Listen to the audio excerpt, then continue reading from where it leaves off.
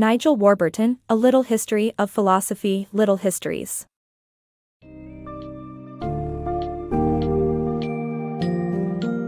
Embark on a fascinating journey through the history of philosophy with Nigel Warburton's A Little History of Philosophy, Little Histories. Gain valuable insights into the minds of great thinkers such as Socrates, Plato, Aristotle, and many more as they grapple with essential questions about morality, truth, and the nature of reality. Explore intriguing ideas like the allegory of the cave, engage with Plato's theory of forms, and learn why Aristotle believed reason was the key to human flourishing. Be prepared to challenge your preconceived notions and take a fresh look at the world through the eyes of the philosophers who have changed it forever.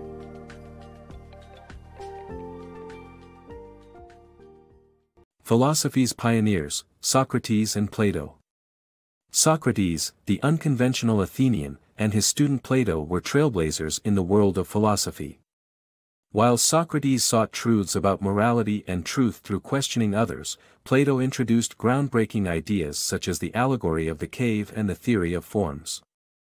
Despite facing strong opposition in Plato's mentor, Socrates, being sentenced to death, their ideas went on to shape the world of philosophy and challenge our understanding of the world.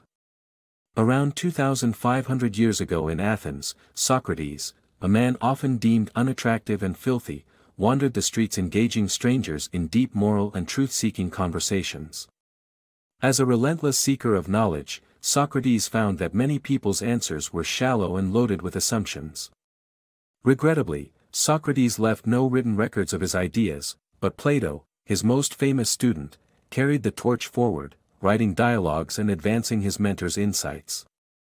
Socrates and Plato were pioneers who set the stage for philosophy.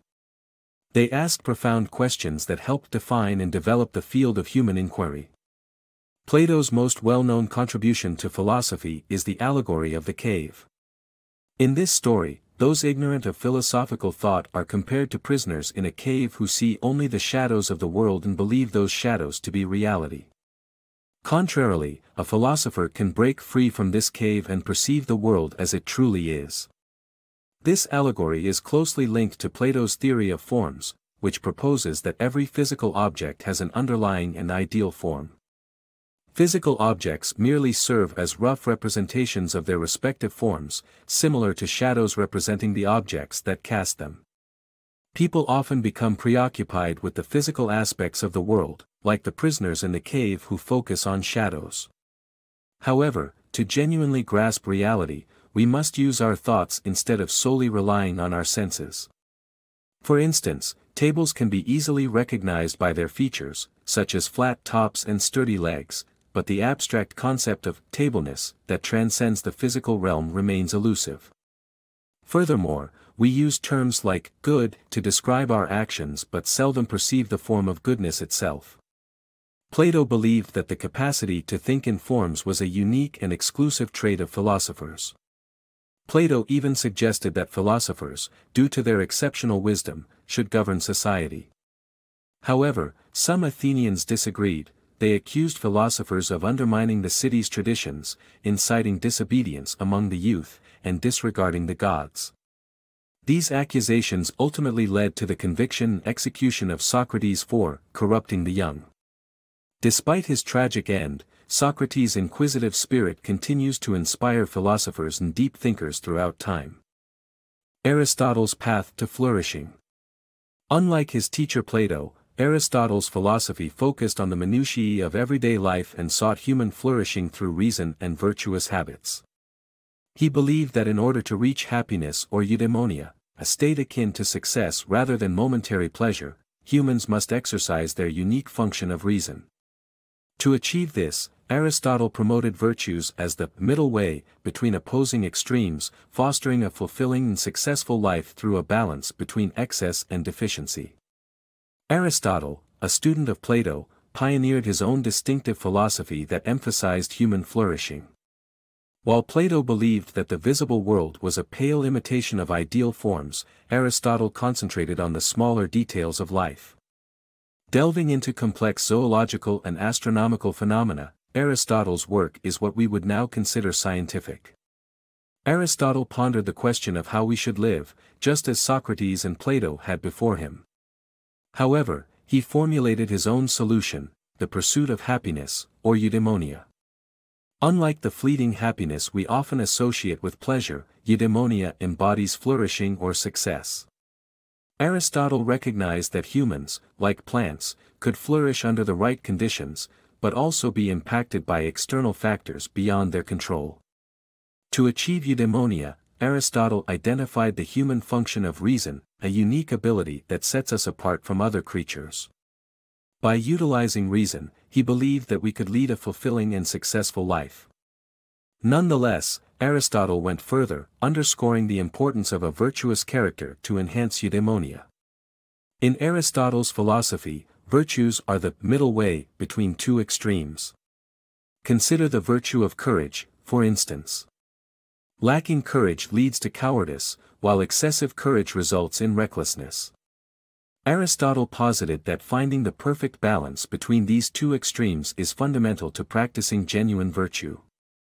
In summary, Aristotle's philosophy invites us on a journey toward human flourishing through the exercise of reason and the cultivation of virtuous habits. By maintaining a balance of virtues, we can unlock the key to a flourishing and successful life. Embracing life fearlessly. Far from being fearful of death, Epicurus, an ancient Athenian philosopher, believed that there was no reason to fear something we wouldn't experience or be aware of. He encouraged a life focused on simple pleasures and the pursuit of happiness by restraining desires and emphasizing the value of friendships. Although his teachings gained a negative reputation, at their core, Epicurus advocated for a straightforward, ethical, and fulfilling life without fear of its inevitable end.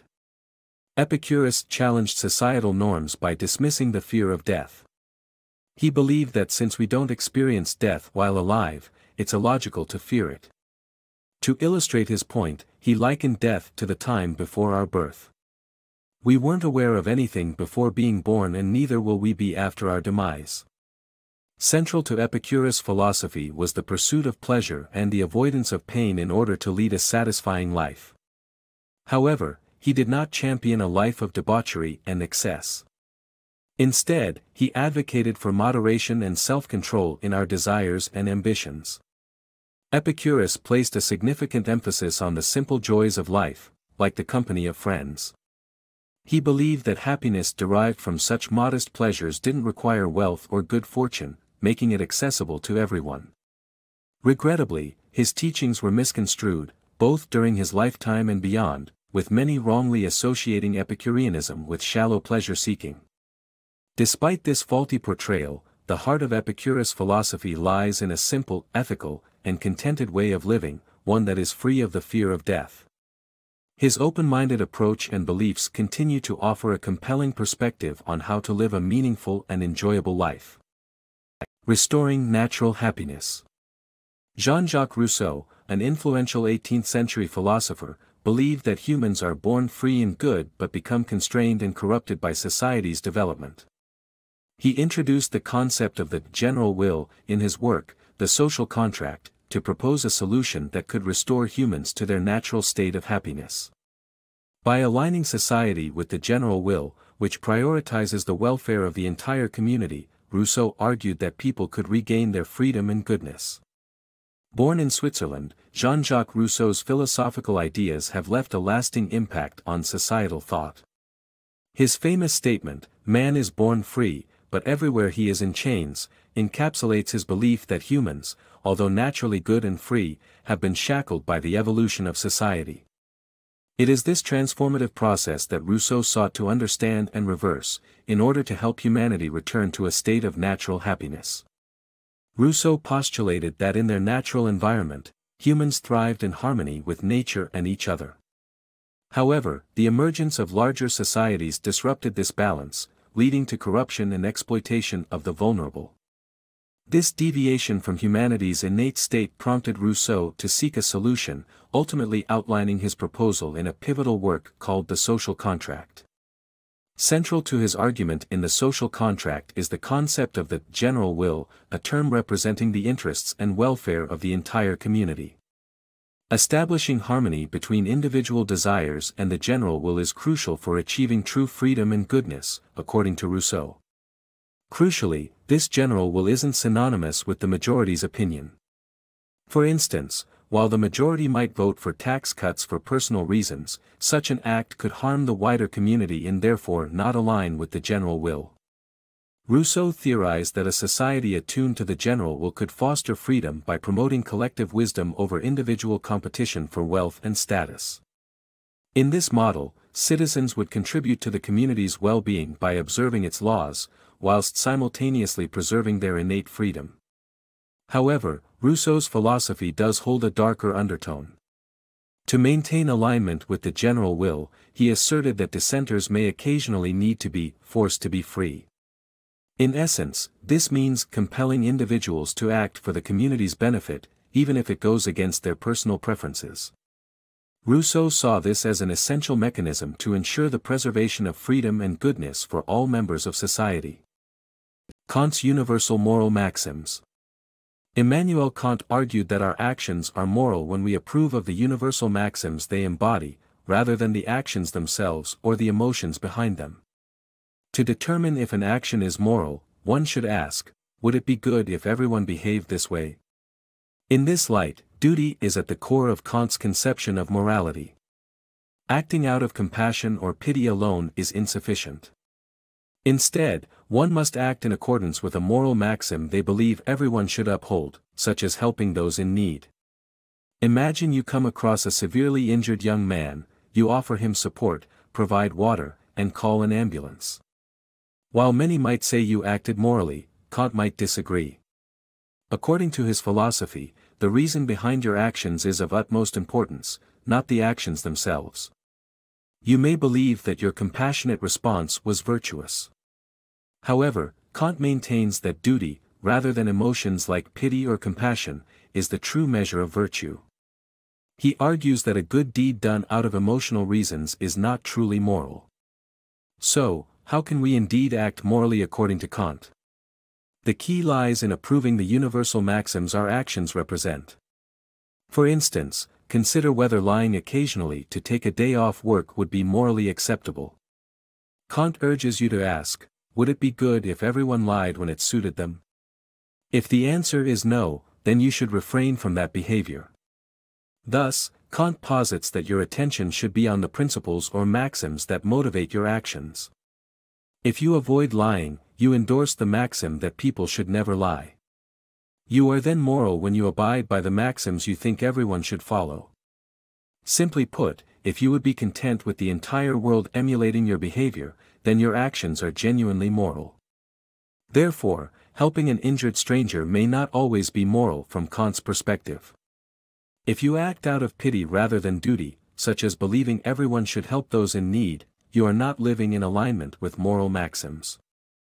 Nietzsche's moral challenge.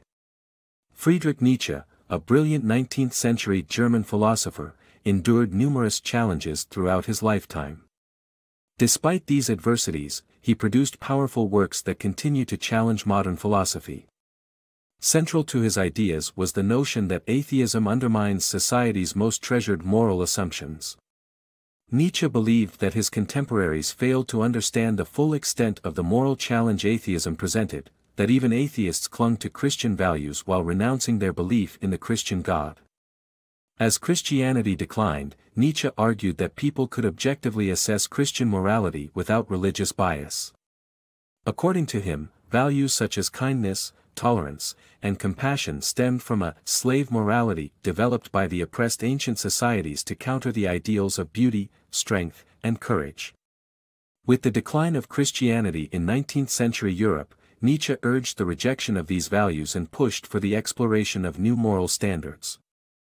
Dissolving philosophical questions. Ludwig Wittgenstein, a unique 20th-century philosopher, believed that most philosophical problems arise from confusion over language use. Rather than attempting to unravel deep, essential foundations of concepts like truth, justice, and reality, Wittgenstein proposed that words are tools for communication, and understanding their usage in various contexts, or language games, would dissolve many philosophical dilemmas. By examining our language misunderstandings, We can eliminate these self-created issues, with Wittgenstein likening himself to a philosophical therapist, helping free other philosophers from their self-spun webs of confusion. Instead of having a high view of philosophy akin to other thinkers, Ludwig Wittgenstein took a different approach. He saw most philosophical problems as confusions brought about by misunderstandings in language usage. As a result, Wittgenstein didn't aim to answer these questions but rather dissolve them. Wittgenstein believed that philosophical issues occur when thinkers become befuddled by the way language is used. He suggested that instead of trying to delve into the eternal essence of concepts like justice, reality, and good, we should view words and language as tools for communication. Take, for example, the age-old question, what is truth? Wittgenstein argued that rather than pursuing a conventional philosophical response, which often involves intricate and perplexing explanations, we should focus on how the word truth is used in various contexts. This approach, described by Wittgenstein with the term language games, posits that to understand the meaning of truth, one only needs to observe its usage in different situations. By adopting this perspective, many philosophical problems cease to exist. After all, these issues are often brought about by our misunderstandings of language.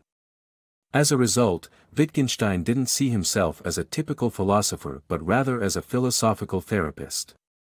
He believed his role was to guide fellow philosophers out of the confusion they had created for themselves. Using a metaphor, Wittgenstein described most philosophers as flies trapped in a bottle. His goal was to remove the cork, enabling them to escape their self-imposed confinement and recognize the true nature of the questions they had been grappling with.